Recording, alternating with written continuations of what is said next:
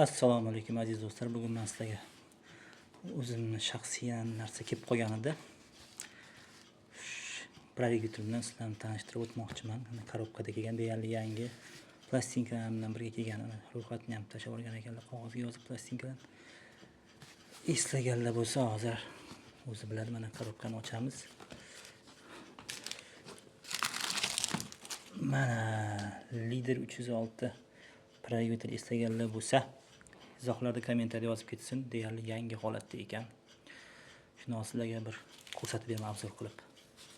Demak, boshladik. Mana korobkadan chiqarib oldik. Mana bunaqangi chiroylikgina, udobniy o'zimdan ko'taruvsiz ham bo'ladi. Izohlarda kommentariyada kimda shunaqa narsa bo'lgan yoki haligacha bor yozib ketsanglar bo'ladi va shunaqa narsalar kerak bo'lsa bizga murojaat qilsanglar bo'ladi. Hozir sizlarga ochib ko'rsatib beraman.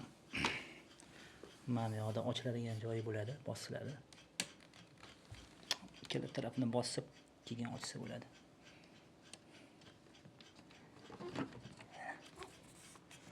Ochamiz.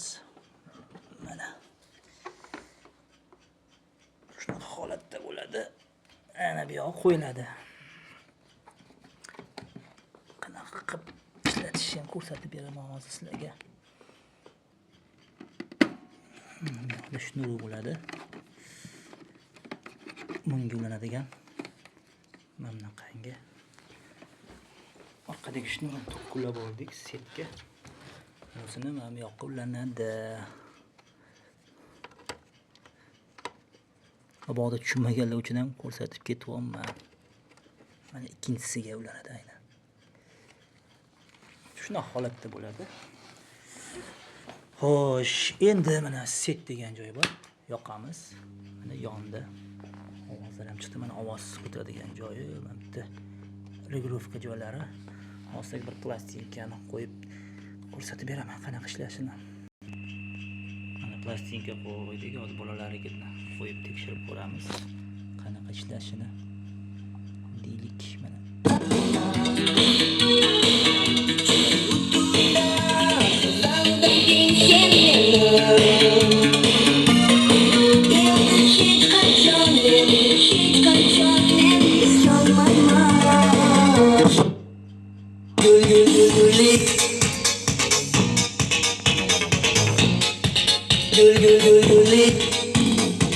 Bu yangi plastinka, shunga qo'yib tekshirib ko'rdim.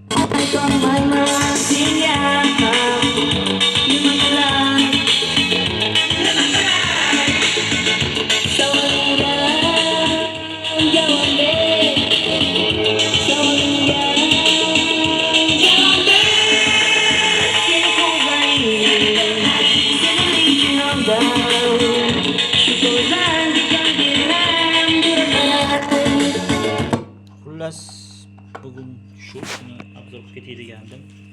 Videoga like bosinglar va videoni shunaqa narsa plastinkalar eshitgan do'stingizga jo'natib qo'ysanglar, bir eslashi mumkin.